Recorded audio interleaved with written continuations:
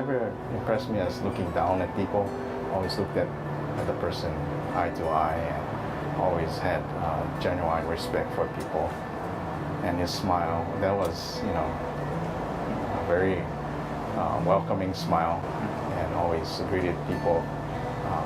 And I guess that was my inspiration, because he always was very nice to me, and he was always, in his smile, he was very motivational.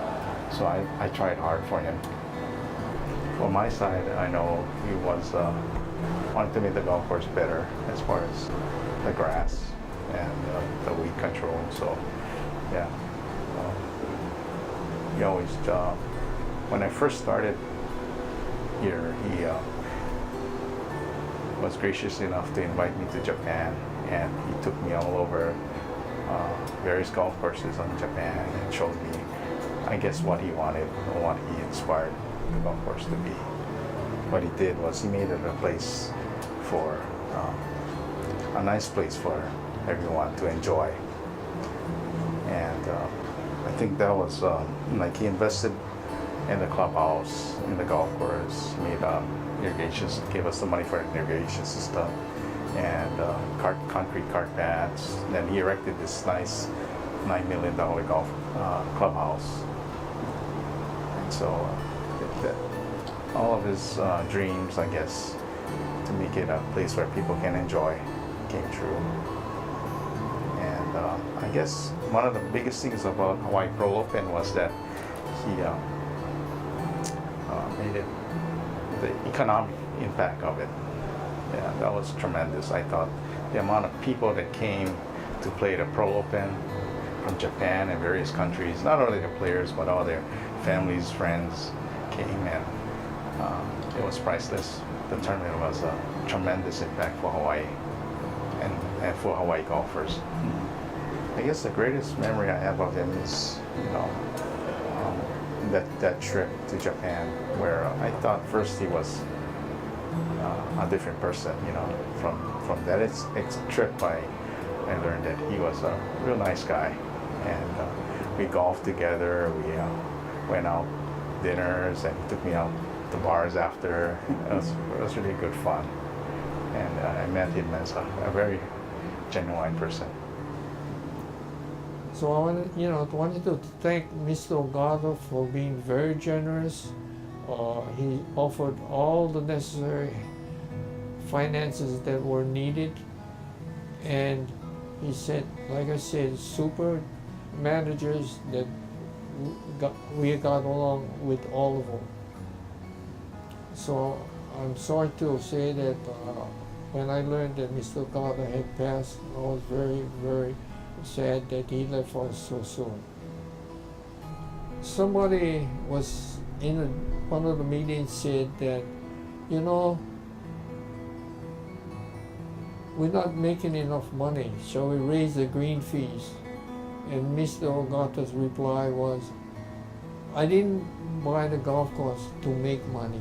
I want to make it the most beautiful golf course in Hawaii, so that the Hawaii golf course will have an enjoyable place to play golf. I think, if I'm not mistaken, we started out with $50,000 that American Honda generously gave Pro Country Club.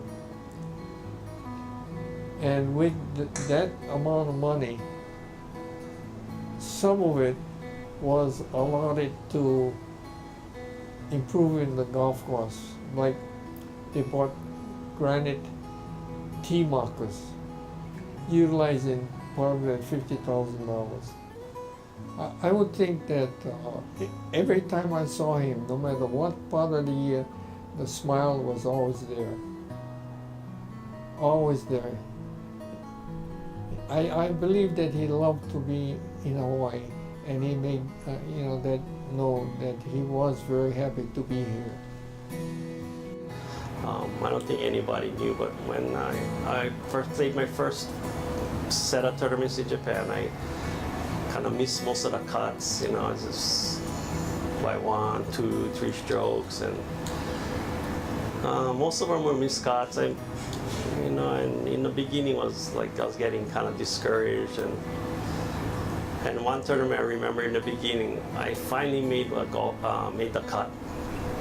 So Mr. Ogata and he had a friend, they came out to see me, and that night they made a party for me. So then we started drinking and everybody, they were so happy for me. I made the cut, and then they said, "Oh, the geisha's going to dance for you." So where did the two guys go, Mr. Ogata and the other guy? So they went in the back and they go put makeup on and they come out as geishas, the two guys, Mr. Ogata, and they start dancing. And this, the geishas singing and they start dancing and putting on them. So I go, oh wow, I'm all, well, this is what geishas do. And then, so the next day, okay, I made the cut, I go play the tournament. I remember I shot 83 the next day. After that, they don't do that kind of party stuff for me anymore. But I remember that was so I don't think anybody ever saw that Mr. Ogata. They put all kind of makeup and put the kimono on, and that was pretty funny. But I remember that. So, and Mr. Ogata just trying to do what Mr. Honda wanted to do with Pro Country Club, just keep his what he saw for Pro Country Club and his hopes to have a local tournament for Japan and Hawaii players. I mean, to have them play together, yeah. And also got other countries too, but mostly Japan and Hawaii. Mr. Honda wanted that, yeah, when they started Pro Country Club. That's one of the three main goals of Pro Country Club, yeah. And it's always been known in Japan as a good luck tournament because there's no tournaments for Japanese before the season, before they start their tour season in Japan. And it so happens that when the guy does well at Pearl, they seem to do well in the tour when they go back to Japan. So something Mr. Ogata was kind of proud of. Like, he always talked about that. Because he has many, what you call the nice heart, and he is always think about the other person, how they, thinking, how they want, that type of the person. I can tell he really liked to Hawaii. And of course, when he comes to Hawaii, he has some leg problem, or maybe hip problem, but his movement is much better than he is in Japan. So, and also he liked the weather, and of course, he's a good golfer. So he likes to see the nice condition of the golf course. Yes, he is very proud for Pearl Country Club. Yes, especially Pearl Open. Yes, because he was working with Mr. Honda a long time, but after Mr. Honda passed away, only he was in charge for this tournament. So he really has, thinking for Pearl Open is always be successful, and the people who comes for Pearl Open is enjoyable. Yeah. So I think he's always think about it. But he didn't tell anybody that he was sick about 3 years. Yeah. But he didn't show anything to other people. So that's why he's very, nice kind of people. Yeah. The reason why they bought the Pearl Country Club is for the local people, and take care of the local people and treat the local people as local style, not Japan kind of style, but and so that's why he is just took over from the spirits of the Mr. Honda. So that's why he always taking care of the local people. I'd like to say thank you very much. But maybe I cannot, use only thank you is not enough word to thank to Mr. Ogata. But so I really appreciate he picked me up over here, work together with all the nice kind people, and so please rest now, because he was so hard worker. Yeah. He always thinking about, he want to the teamwork, yeah? Number one important, he say, oh, the teamwork best, number one, then take care of the customer, give good service. If no more teamwork, no can take care of the customer. That's always he said. As I remember that. So his style, he not gonna score us. He just call, oh, that one I didn't know good, like something like that. So really nice boss he was. We not can forget him, really. So I heard he's passed away. I really not can believe. Last year, February, we talk story and laugh and I don't know, all kind memory, never not can forget. That's how. That's the one. We're happy. Yeah, Paul Country Club is good for the golfer. Just started, I don't know, but put picture over there right there, but that kind of stuff, he always talk over here, good place for the, lucky place for that they play golf. That way. Then they come all successful, go back to Japan. Even over here too. Too many, Mr. Ogata, nice to us. Very nice to us. Yeah, very. He said Japanese way, mekubari, kikubari, omoiyari. That's a Japanese word. Mekubari 言ったら見るの. People watch, or they need something, or give quick.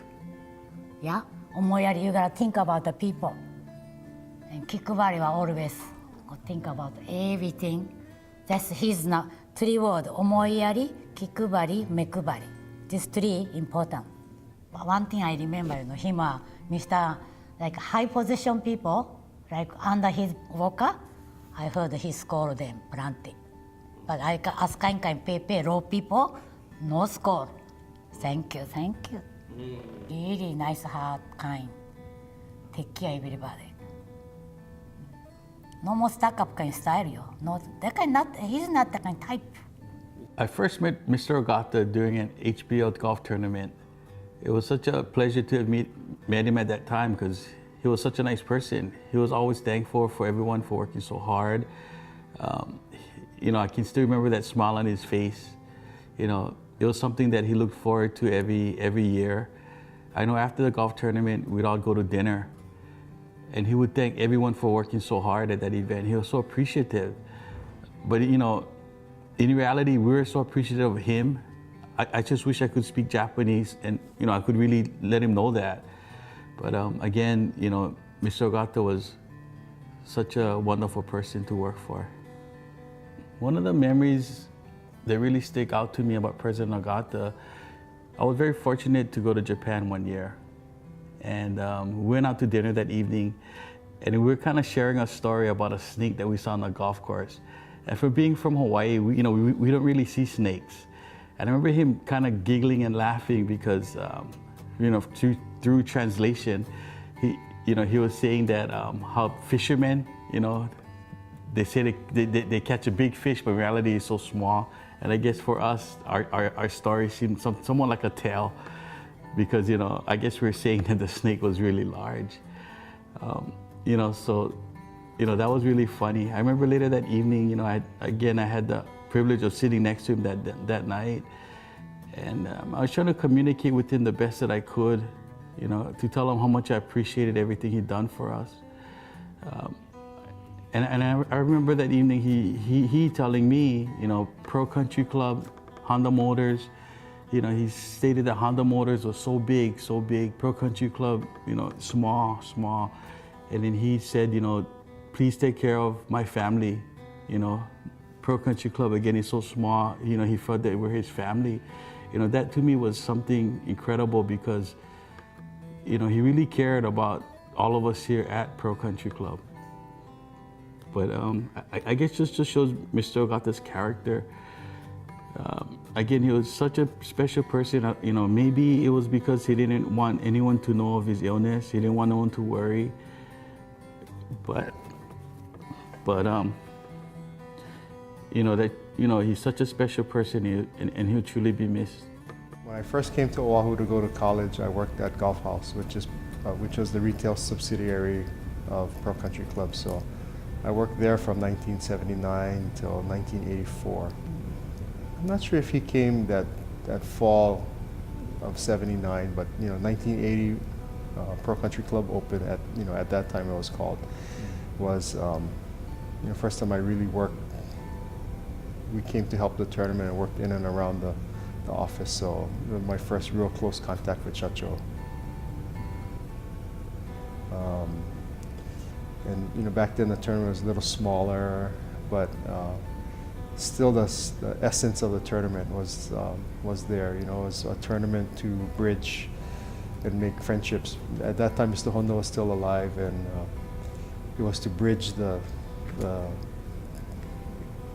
span of ocean between Hawaii and Japan, and introduce golfers from Hawaii to Japanese golfers. Kind of a networking, I guess. Back in 1979, it was fellowship, but I guess in today's terms, it's networking, and it was a fun time. You know, a lot of the old-time golf professionals played, and at that time, younger amateurs like myself, we got to play with them. So it was a big tournament for me. I remember the year that I played the Hawaii Pearl Open, and the previous summer I had won the U.S. Amateur Public Links, and I was walking through the clubhouse, and you know, he was sitting down having breakfast, and I waved hello, but you know, he got up and he, you know, came up to me and shook my hand and said, "Oh, you know, congratulations, omedeto," and you know, knowing his position, and you know, I'm just a you know, a golfer, and you know, for the head of the company to come up and you know, excuse himself from his table and, you know, to run up and congratulate me, that was, you know, really nice of him. You know, I always remember that. And I think more recently, I had taken my family to Japan, and you know, one night he insisted on having dinner with my family, and you know, that was, I thought it was kind of a very special time, because you know, he's so busy, and yet he took the time. You know, we had an evening together, and we had dinner, and with my children and my wife, and it was a fun dinner because he chose something that I think that the kids would enjoy, and it was a restaurant that revolved around Tokyo so that they could see the sights. So you know, he's thinking of those things for, you know, not just a dinner, but a dinner that till today my kids still remember, and they always say, "Oh, that restaurant that, you know, that spun around," and they remember the dinner and some of the food and stuff. So you know, that was a special memory for our whole family. I guess in February of last year, you know, we didn't know that, you know, that would be the last time we'd ever get to talk to Shacho. So kind of sad we never got to say goodbye, or you know, thank you. And I guess this is, our chance to say thank you very much to the family and to Shacho. The first time I met him was when we went to dinner, actually. After Mrs. Matsumoto retired, and I was invited to go to those manager meetings, and at the end of the Pearl Open. And that was more of a social time. So I remember we'd have to stand up at the end of the meal and, you know, discuss our experiences. And when it was his turn, Mr. Ogata's turn, he would get up and he told me about being aware of the new clientele that we might be getting, because in Japan at that time there was a tragedy with tsunamis, so travel wasn't that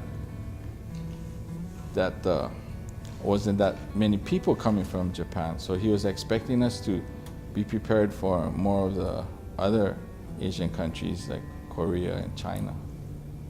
So he mentioned to me, to prepare for that, we should, maybe think of more Korean dishes or Chinese dishes to offer. So he mentioned to me to get kimchi. So we serve kimchi in the restaurant now, even till today. He's always kind to people. He never, there are times, this is a big company where, departments would, maybe come up short or make mistakes, but he wouldn't really reprimand you. He would just tell you to learn from your mistakes and improve. So that's what was impressive, I think. Being at his level, he would notice these, maybe a small minor thing, but it was something that wasn't done correctly. But he wouldn't, reprimand anybody. He wouldn't blame anybody. He would just tell us to learn from this and then, be better and improve. That's always nice to hear from your superiors, Yeah. But he's just a regular person, doesn't ask for special things. He just eats what's there. So he was a real regular guy. So I think all of us in the restaurant will really miss him.